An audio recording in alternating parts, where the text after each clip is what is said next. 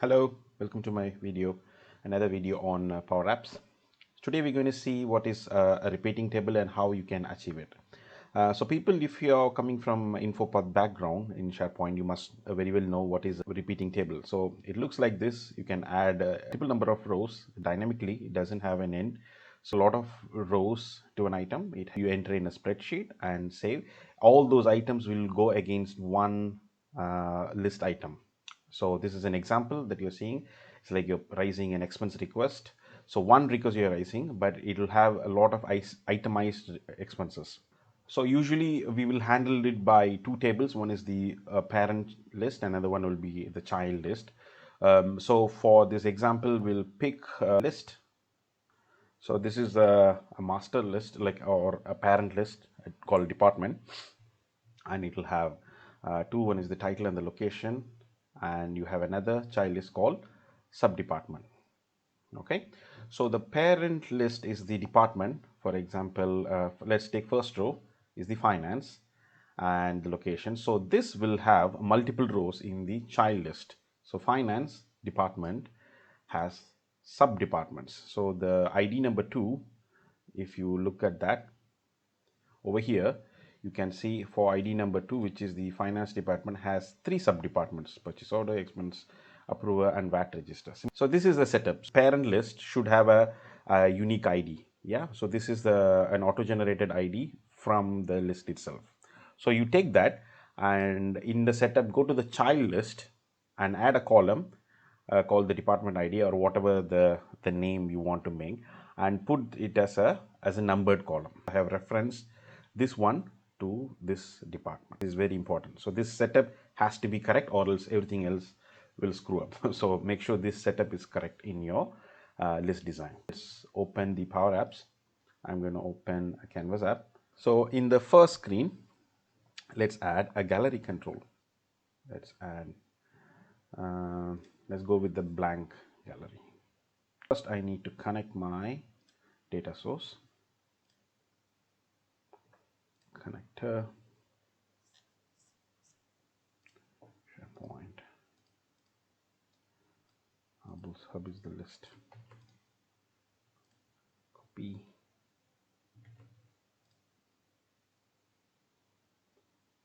Okay, you choose department and subdepartment to list, and I am connecting first. So you're establishing the connectors, SharePoint connectors. Then you choose the data source. First is let's show all the departments in it. Since it's a blank, let's add 2. So the first one department has title and location. Okay, so I have added 2 labels. Okay, just swap around.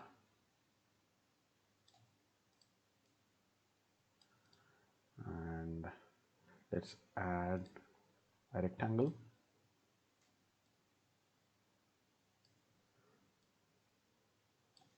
And we reduce the size to 2, so it looks like a divider. I'll just bring it up.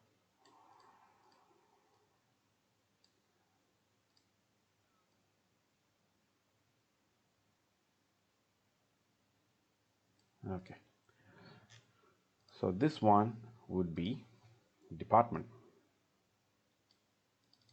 Okay, departments. Cool. Okay, let's add another gallery for sub departments. Similarly, I'm putting a blank one. Okay, let's connect the data source to sub department. Connected, and we add,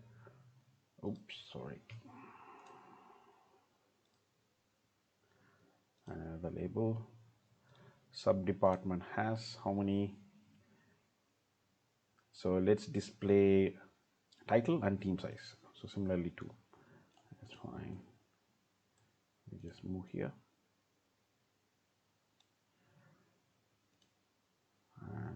going to bring it up. Then so this one would be not the ID, we don't want to list the ID. Let's put team size. I'll just swap around like this. So let's put the sub department name here and the team size over here. So this is fine. If you see, the title for the first label is this item.title, which is fine, which is this one. And the second one, instead of ID, we need to change it to team size. So instead of this item.department ID, we change it to dot team size. Cool. Then we add a similar rectangle and we change the height to 2. Just bring it down and reduce the size. Okay, so it looks like a separator. So we add another label. So this one is sub department gallery. Okay, cool. This one is ID, so we don't want the ID in the department. We want to display the title of the department and the location. So we just swap around and we bring it here, and instead of ID we change it to location. Cool. We should have another icon. Let's add another icon. It can be anything, just pick something, like a draw something, just to select. So this is to, you choose a row, the chosen department's sub department will be filtered and shown here. Okay, so that's it. The code for that is on select the parent, which is fine, just leave it as it is. But in the sub department gallery, it should not be just the subdivision, it has to filter. So we need to filter whatever we chosen in the departments gallery. So it's filter by department ID. So the sub department ID equals to gallery 1, which is the first one, dot selected dot ID. So gallery 1 dot selected will give us whatever I have chosen this, and dot ID will give the ID of that row. That's it. So let's run now. Let's put something like a bold so we know which is header. Right. Okay, press F5. So the first one is obviously is already default selected. For the finance we have 3. Next one, if I choose, you can see it's changing. So this page is working fine. So we need to add another page where we can dynamically achieve this kind of parent-child relationship in the list. Okay, we add a blank screen, which is fine, and we add a form and we connect data source to it. So this one is, first we connect to the department. Okay, we edit and we don't need the attachments, we remove it, and the columns we just going to say as 2 because we don't have anything. So 2 is fine, so we just put it up, and the default mode should be new. Okay, we are achieving it as new. So we want to edit a new, and we edit new. We put the top over here. Let's call it department details. Let's say enter the department details here. Right. Now now we need the sub department, which has to be attached to one single request. Yeah, so for every one department I add here, I need to add multiple sub departments. So that's the idea. So now we will add another gallery. Let's go with the blank gallery. Okay, bring it down here. All right. Okay, We will also add a label to distinguish which is department and which is sub department. Enter the sub department details here. Right. Okay. Cool. Before we do anything, we have to do something else in the screen number 1. So let's jump on. Okay.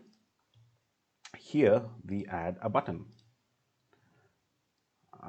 Somewhere over here we put it, and we say add new department and sub departments. Okay, so this will take me to that second screen and allow me to add a department and a sub department and come back to this place. Okay, so the code to that is we need to take help of collections. So we're going to use collections to dynamically collect the sub departments and save it all together. Okay. So first one, we have to create the collection. So the code is clear collect. Is every time we create, it has to be overridden. So that's why we have to use clear collect. Clear collect. We're going to name the collection, call subdepartment. Let's call it subdepartments. Okay, and we're going to create some columns. So the first is column number 1 is subdepartment ID. Okay, so this one is going to be an internal ID. I will tell you why I'm creating this later. And the second one is subdepartment name. We're going to put it blank for now. And the next one would be team size. Okay, subdepartment team size. I'm going to leave it to 0 or just blank. Okay, I'm going to close the column. Right, so this is the structure of the collection. So once you click the new button, before navigating to it, it's clearing the collection and adding a 1 blank row with the default ID as 1. The department ID is 1, and there's no department name and there's no team size, just blank. Okay, and we are making, you know, the form bit that we added in the second screen over here, which is the form number 1. We're going to present that form as a new form so that it opens up in a new entry mode, new form, and then we navigate to the second screen. Navigate to screen number 2. Transition mode is none. Okay, so let me recap one more time. So as and when you want to add a new item, I'm clearing whatever is in the collection already and adding a new row, a blank row, an ID as 1. Okay, there's no name and there's no team size, so 3 columns. So once you do the code for the very first time, this is a mandatory, for the very first time you have to press F5 and then click the buttons. So what it does now, what happened now is the actual collection has been created in the in your, you know, the canvas app buffer. Then you can do the coding. If you just create here in the development mode and come back to the screen, you can't see the collections appearing here. So you have to run, press F5, run, and click the button and then come to here. Then after that you don't need to do that. So the collection has been created now. So once now, if you go to the gallery which we created for the sub department, okay, click connect to data. Once you put the drop down as for the data source, you can see the collection appearing here. So this happened because we pressed the F5 and clicked the button in the run mode and came back here. So this is that action did this creation of the collection. Okay, so that after that you don't need to do. So you choose the collection. So we have chosen, And now we need to add two text boxes and one label. So the first is we just add a label over here. Let's bring down this one here. Let's add 3 label as a title.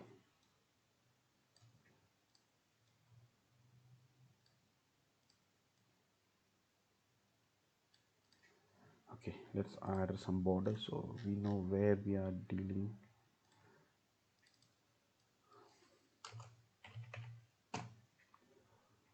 Okay, so the first one is the ID that we're entering. We're going to delete this after we know what after you understand how this works. We don't need that ID, but just for an example. So this one is the name, and this one is team size. Right. So inside the gallery,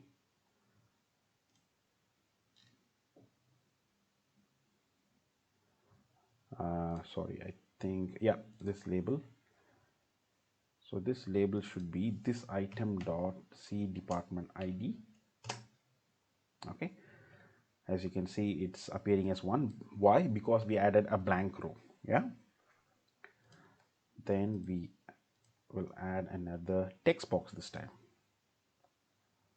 Text input,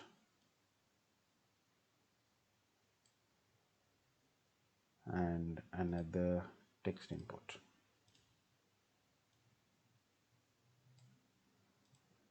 Oops, this one is name.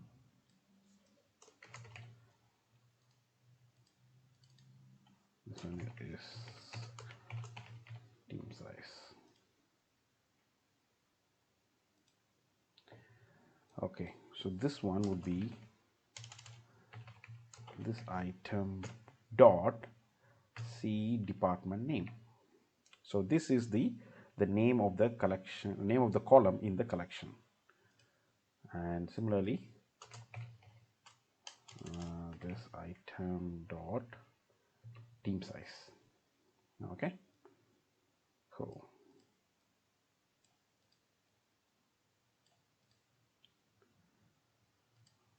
Just move it across here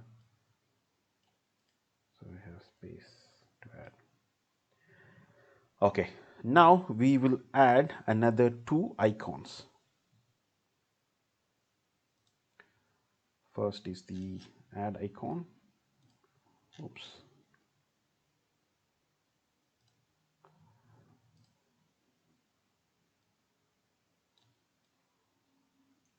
So this one gives me the ability to add new rows. Sorry, we will add another delete icon, so we can able to delete. Let's put it here. You can see we have binded the collection called subdepartments, and there's only one entry. Why? Because we added only one row as a blank row when we navigated to this screen for entering the subdepartment. Now when we select the delete icon, what should happen? It should remove it from the collection altogether. So the code is remove collection call subdepartments, and you want to remove this item. That's it. Similarly, once you click on plus row to add a new row, the very similar thing should happen adding a blank row. Okay, so we go back to the same button control and we copy the whole code, not the all code, just the part where we added into the collection. Come back to the second screen, go to the add icon and paste. The change is we don't need to clear the collection, because if you clear, all the entries will go off. So we need to just add. So it has to be just collect. Okay, add to the collection, and this one should not be 1, because it was very first time we entered the details, so that's why we hard coded as 1. But this should be a dynamic. It should be the maximum number of values. So if it's one row, the collection ID should be 2. If it's 5, the next row should be 6. So it has to be one number more than the actual collection, the count of the collection rows. So the code is count rows of call subdepartments, count row of subdepartments plus 1. So this should be the go against the subdepartment ID. The subdepartment ID should be whatever the maximum number of rows plus 1. That's for the new row, and this can be the same as the name can be blank and the team size can be blank. That should be the plus sign, and this plus sign should always appear at the very bottom of the last row. It cannot be in first row or second row. As and when you add, it should disappear from that current row and should appear at the last row. So for the code is, if you go to the visible property of this plus button, should be, so this, the current items is called this item dot subdepartment ID should be equal to the count rows of collection subdepartment of the collection. So what will happen is, so if this ID is equal to the number of rows, show that. So if it's only one row, the ID will be 1, obviously. So this statement will be true and this icon will be visible. So if I add another one, so what will happen is the current items ID is 1, but the total number of rows in the collection is 2. So this won't appear here, but it will appear in the second row. Okay, so that's this idea. So it will just go as it is, but the delete icon should be there for all the rows. So that's same. Okay, let's test this. Just press F5 and add, and as you can see, it disappeared from the top, but it appeared in the bottom one. And another one. So you can see the 3 is appearing here. So you can see the plus icon, but not in the above row. Okay, that's this. So now we will just reduce the size of the width so it appears like a repeating table. Cool. So now we don't need this because sometimes it confuses with the department ID and this ID. We don't need this, so we're going to remove this, and we will remove this ID as well. We don't need this. You just need name and the team size. Right, okay, so now we're going to need one more last action, is to save all this together and goes into the list. Okay, so we will add one button over here, save. So this save is not a one-step process, it's a two-step process. The first is we save the actual parent list detail first, and then we go ahead and save the department as the next step. Okay, saving the parent is superb, very simple. Submit form and the form number 1. So this will actually save the parent list. So that's super easy, that's not a problem. Okay, but we need to get this parent ID, whatever is recently saved, and get that ID to create in the subdepartment. So to use in the subdepartment ID, we need whatever has been recently saved in the department's ID. Okay, so the code to do that, go to the form, to the actual first form. Okay, we need to wait until the form is saved. Yeah, so go to that form and click on this drop down and find an action called on success. Yeah, click that. So this action will fire once the first form is saved. Okay, once the first form is saved, it will return some of the properties and attributes of that currently saved data. So one of the item is ID. So we need that ID. So we can use that in the on success method. Okay. So after it's been successfully saved, so the code is I am iterating through all the gallery control. Yeah, all you can run through any set of collection row by row, and it will give you each row for your manipulation, iterating each and every row in the gallery control. So for all gallery control is the 2.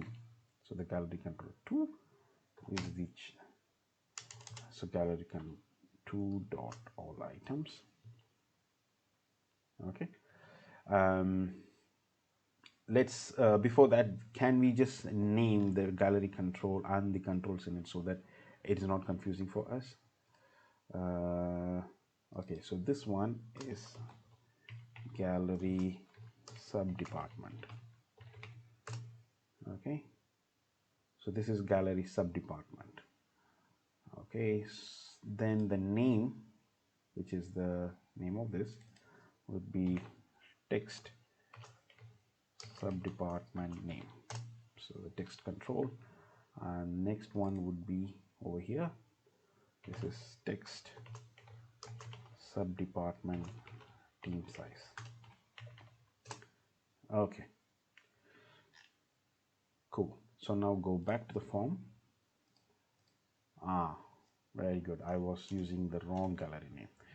Cool. So that's why it's very important to name the controls whichever you're manipulating. Not all controls, at least the controls you're manipulating and using it for the formula. It will be much easier if you name it appropriately. Because I was using gallery control 2 in the screen number 1, so it will be totally wrong. So good that we renamed. So for all gallery control sub department dot all items, I'm picking all the items in the gallery control.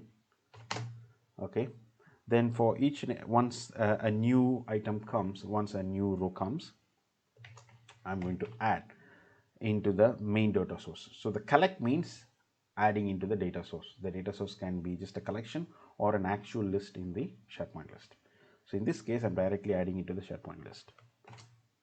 Collect into the sub-department list directly into the list.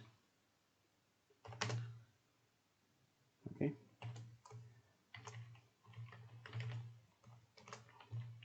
So the department ID, which is over here, yeah. So the department ID would be whatever I have last saved in this form. Okay, in this form number 1. So this will be form 1 dot last submit dot ID. So this will give me the whatever I have last successfully saved ID in this property. Then followed by I need to add title and the team size. So the title would be, so in this case I should not take from the collection sub department name. So this will be still empty because we have not saved back to the form. It is just to add a blank row, so it is always blank. Okay, but instead we need to take the control from the gallery control, not from the collection. So we already renamed these two controls, which holds the actual value whatever the user has typed in. Okay, so this will be txt sub department name, sub department name,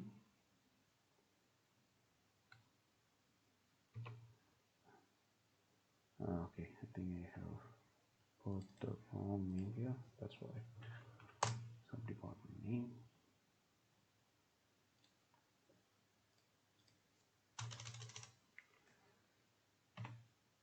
sub department name dot text,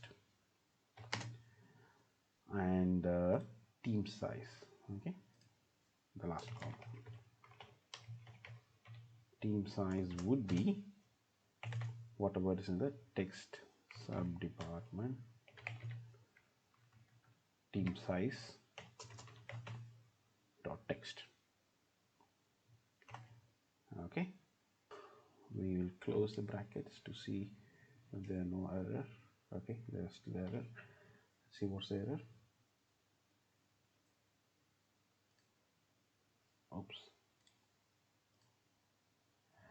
This says team size column is a number, expects a number. So okay, I am trying to put a value, no problem. I just put value of the text will give me the number value of that. Right, cool. So this will actually iterate through the gallery control, each and every control in that, yeah, each and every row in that gallery control. Then adding directly into the sub-department SharePoint list, going by each and every column. So I'm telling for the first column where you need to pick the value, and for the second column where you need to pick the value, and similarly for the third, you need to pick the value from the department team size. So these two. But for all the columns, it should be the same ID whichever saved from the parent list. Right. Okay. So after that, we navigate to the main list, to the screen number one. Screen number one, and the transition should be none. Okay. Right. Cool. List. Let's go back to screen number one and test it. Press F5. I'm clicking on add new. Add a new one. Let's add a new department, maybe marketing department. Location is Glasgow. Sub department, okay, marketing, let's put TV advert. Team size would be, let's say 15. Okay, add. As you can see, once you add, this is gone. That's cool. And let's put newspaper advertising and 6 people. Add another one, online advert, maybe 3. Let's say just delete, so you know what's happening. Just delete, it will just delete. Add and delete, so it's dynamic. Okay, so they can add however number of dynamic rows they can. It's very similar to a repeating table. Okay, so once I save, so the first, this will be saved, the main department parent list will be saved, and it will take that ID and save it into the sub department. Okay, oh sorry, spelling is wrong. Marketing.